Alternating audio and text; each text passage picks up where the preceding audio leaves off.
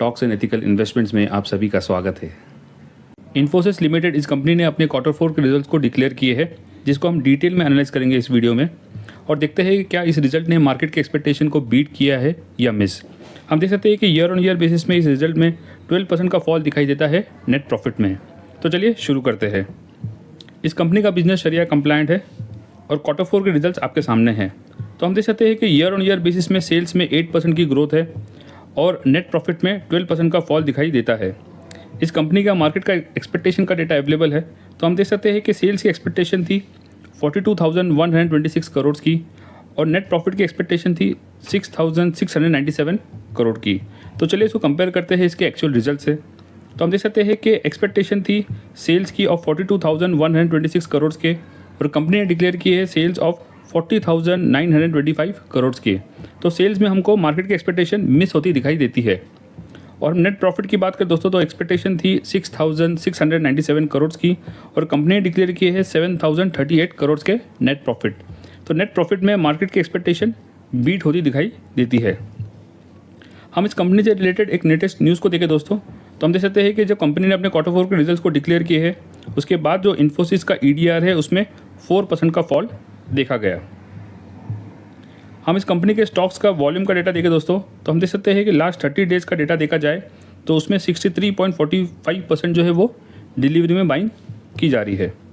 हम इस स्टॉक्स के रिटर्न्स की बात करें दोस्तों, तो हम देख सकते हैं कि लास्ट 1 ईयर में 0.36% के रिटर्न्स है और लास्ट 6 मंथ्स में -27%, लास्ट 3 मंथ्स में 21% और लास्ट 1 मंथ में -10% के नेगेटिव रिटर्न्स है और लास्ट 1 वीक में 1.13% के पॉजिटिव रिटर्न्स दिए हैं। हम इस कंपनी के फंडामेंटल्स को देखें दोस्तों, तो हम देख सकते हैं कि एक लार्ज कैप कंपनी है जिसका market cap near about 5,86,856 crore का है और इस कंपनी ने अपने इन्वेस्टर्स को पिछले 5 साल में 126% के रिटर्न दिए हैं और इसके स्टॉक का पी का रेशो है 21 के करीब पर। करंटली इस कंपनी का जो स्टॉक है वो अपने 52 वीक के एक लोअर एंड के करीब पर ट्रेड होता दिखाई देता है।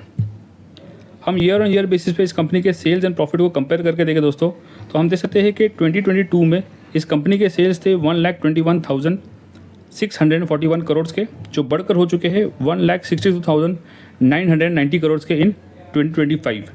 हम नेट प्रॉफिट की बात करें दोस्तों, तो हम देख सकते हैं कि 2022 में इस कंपनी के प्रॉफिट्स थे 22,146 करोड़ के, जो बढ़कर हो चुके हैं 26,750 करोड़ के।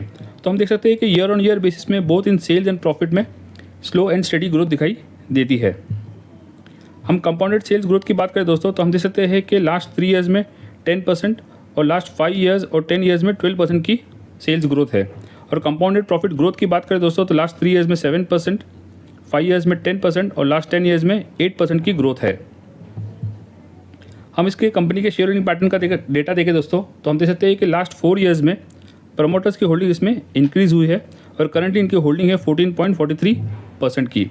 हम FIS की बात करें दोस्तों, तो FIS की होल्डिंग इसमें तकरीबन कांस्टेंट दिखाई देती है नियर अबाउट 33.3% के करीब पर। और DIS की बात करें दोस्तों, तो इन लोगों ने अपनी होल्डिंग काफ़ी बढ़ाई है। करंटली इनकी होल्डिंग है 38.19% की। और पब्लिक की बात करें दोस्तों, तो पब्लिक की होल्डिंग इसमें डिक्रीज हुई है ईयर ऑन ईयर बेसिस पे। करंटली इनकी होल्डिंग है 13.62% की।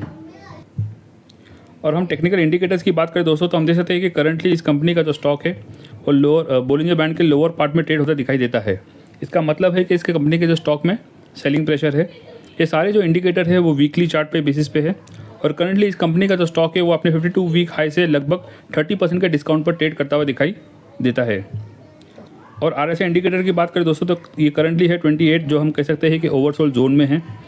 और हम MACD चार्ट की बात करें दोस्तों, तो हम देख सकते हैं कि इस कंपनी का जो स्टॉक है वो काफ़ी टाइम से एक बेरिश ट्रेंड में ट्रेड करता हुआ दिखाई देता है। तो हम ओवरऑल इस कंपनी की बात करें दोस्तों, तो हम देख सकते हैं कि एक लार्ज कैप कंपनी है और ईयर ऑन ईयर बेसिस में both in sales and profit में एक स्लो एंड स्टडी ग्रोथ दिखाई देती है। हम Q4 के रिजल्ट को कंक्लूड करें तो हम देख सकते हैं कि सेल्स में मार्केट की एक्सपेक्टेशन मिस हुई है बट नेट प्रॉफिट में मार्केट की एक्सपेक्टेशन बीट हुई है। तो हम इसको एक मिक्स रिजल्ट कह सकते हैं। और कंपनी ने जो अपने Q4 के रिजल्ट्स को डिक्लेयर किए तो उसके बाद जो इस कंपनी का ADR है उसमें 4% का फॉल देखा गया है। तो चांसेस है कि इसमें और करेक्शन देखा जा सकता है। कोई बाय सेल रिकमेंडेशन नहीं है। तो आपको ये एनालिसिस कैसा लगा कमेंट सेक्शन में ज़रूर लिखना और आपके सजेशंस और फीडबैक भी कमेंट्स में ऐड कर सकते हैं। इस वीडियो में इतना ही दोस्तों, मिलते हैं नेक्स्ट वीडियो में एक न्यू इंटरेस्टिंग टॉपिक के साथ। Thank you.